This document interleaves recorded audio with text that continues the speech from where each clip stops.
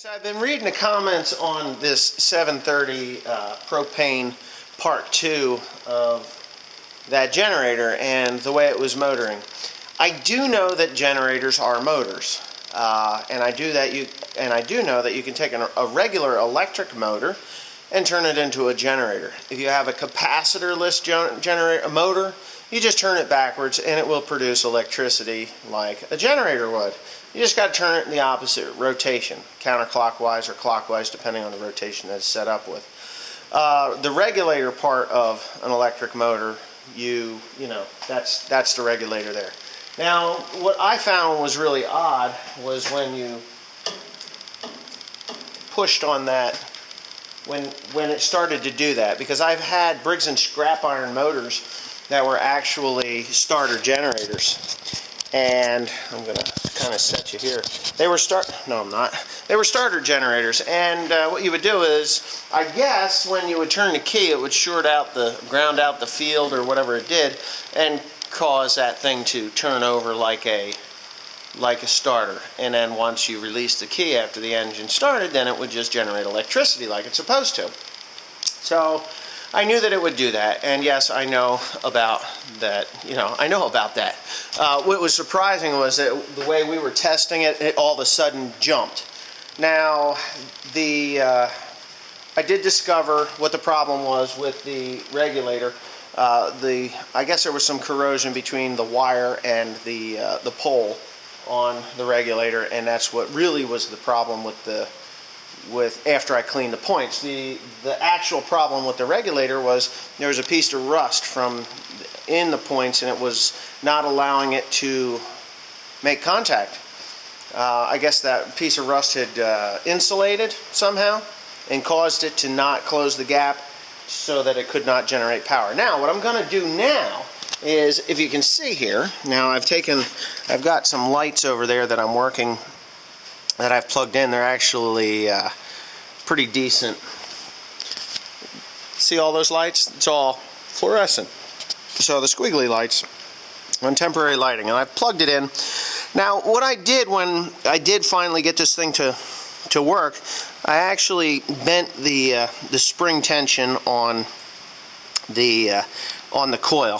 So this one here, I tightened it up, and that's why I am producing so many more amps than I'm supposed to on the amp gauge. So what I'm going to do, it's just putting out so much power, it's going to actually boil over my battery. Now, this battery is bad to begin with. It's not very good. I don't know if it's going to start the tractor, because it is bloody cold out here today. I know our Peak was saying that it was 42 degrees this morning when he got up, or maybe that was yesterday. But to start a propane tractor, now I don't know if you guys know this, and I'm going to give you a quick lesson before I go ahead and show you how I'm going to adjust that. I'm going to adjust that regulator so I get about 10 to 15 amps. Probably about 10 amps is all I want to put into this thing. What you do is, of course, you turn on your vapor. Okay?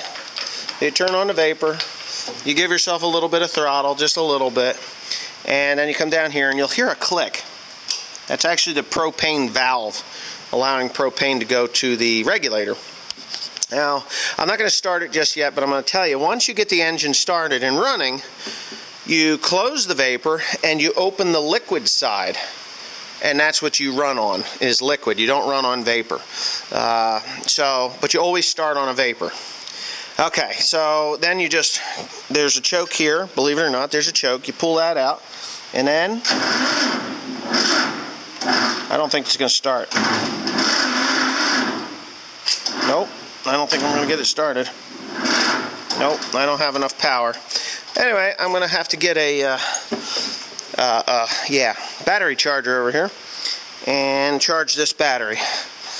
That battery's shot. Has nothing to do with the regulator, but let me do that, and I'll be right back. I figured I'd talk about this a little bit before I go ahead and do what I got to do. I've got the battery charger set to explode, and it's going to charge that up pretty quick so I can fire this tractor up.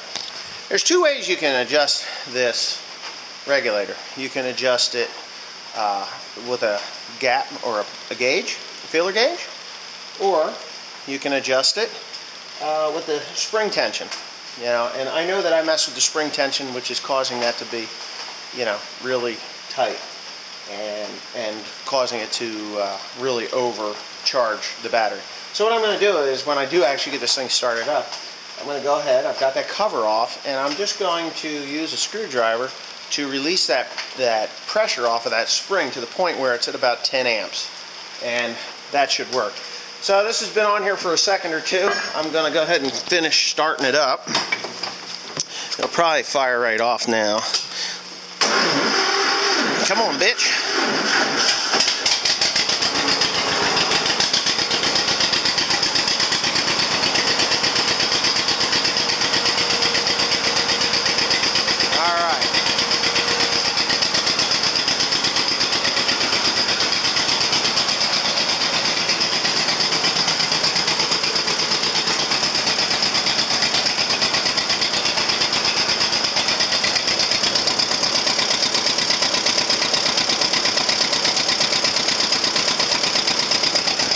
Let's see what it's got.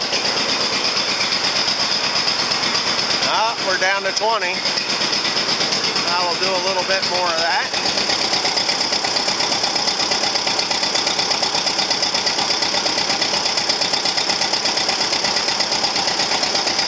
Let's see what we got now. That's about where I want to be.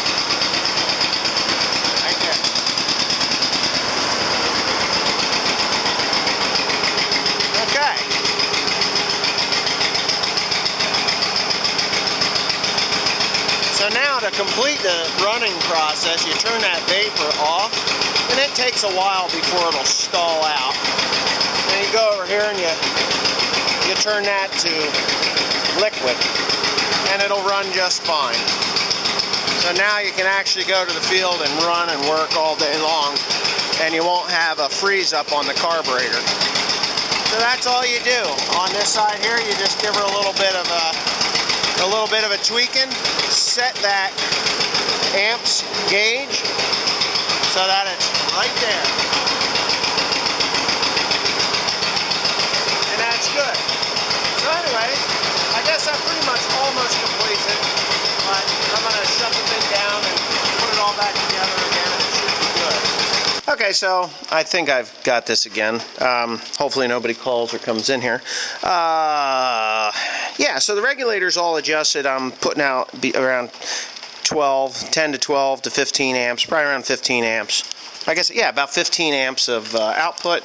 Yeah, so this thing is all back together. I am actually going to put a little bit of oil in the ports here for the bearings, and so that it continues to run well. The next thing on the list of things to do is actually the power takeoff shaft. Now, in order to do this power takeoff shaft, because it is a live PTO on a 730, they are somewhat difficult, but you have to take the elephant ear off the side here. This here comes off, and then there's this plate here. You take that plate out there, and then there's a screw, and you can adjust it. Someone has adjusted it out of whack, and it's just not good. So you can see that it's tight. Now, the guy that I bought the thing off of, he says they thinks that somebody actually did the adjustment and didn't realize what they had done. They actually screwed it up and, you know, just left it that way, and it is taking apart the pedals. So I'm going to make an attempt at that. So that'll be a whole nother video series for this tractor. So it'll be the PTO. Anyway, thanks for watching. If you like these videos, just please comment, rate, and subscribe. And I'm just waiting for this hurricane rain. We're not actually getting hurricane. We're actually just getting a little bit of wind and some rain. Nothing major out of it. But anyways, that's why I'm working on these old tractors. So anyways, thanks for watching. Please comment, rate, and subscribe.